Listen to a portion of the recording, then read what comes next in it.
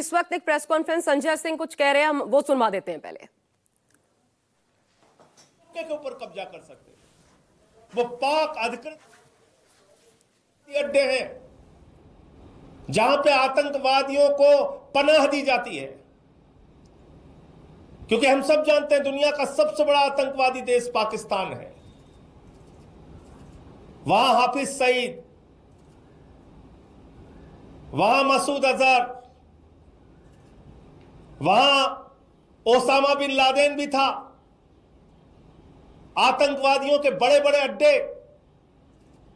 और जब मसूद अजहर के परिवार के लोगों को निशाना बनाया गया तो सेना के अधिकारी उनके अंतिम संस्कार में शामिल होते हैं। पाकिस्तान के सेना के अधिकारी आतंकवादी के परिवार के मारे जाने पर उसके अंतिम संस्कार में शामिल होते हैं।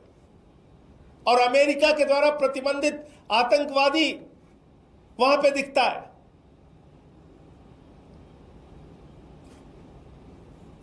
देश के लोगों के मन में एक सवाल है, बहुत बड़ा सवाल,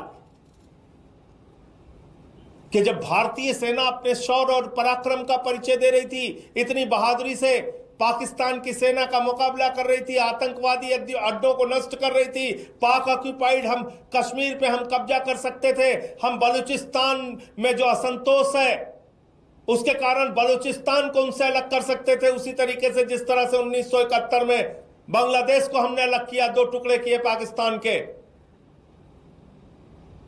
ऐसे समय में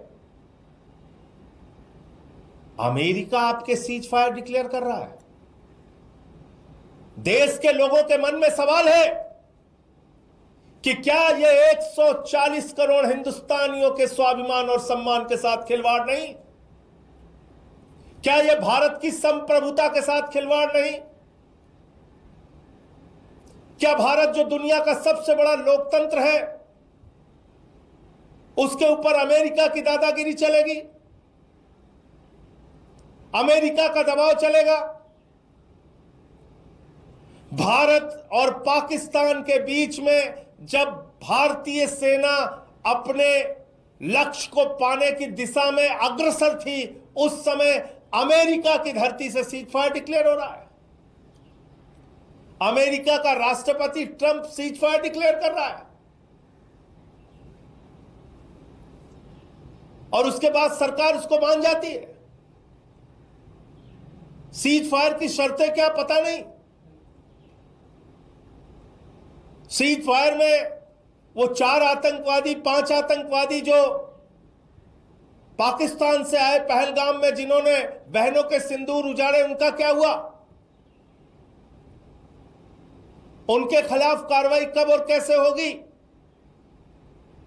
पूरा देश आपसे पूछना चाहता है प्रधानमंत्री नरेंद्र मोदी जी।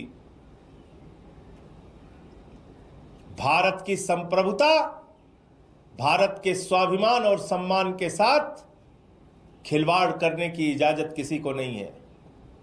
भारत अपने फैसले लेने में सक्षम है और देश के प्रधानमंत्री से लेके कोई भी मंत्री हो या बड़े बड़े पद पर बैठने वाले लोग संप्रभुता की रक्षा का शपथ लेते हैं।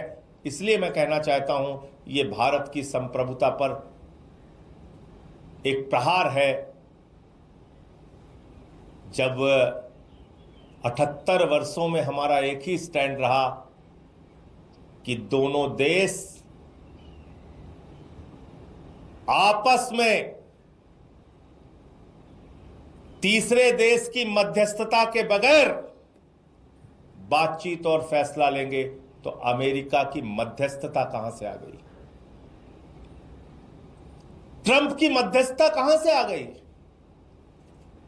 और वो ट्रंप कह रहा है भारत और पाकिस्तान दोनों महान देश हैं। वो पाकिस्तान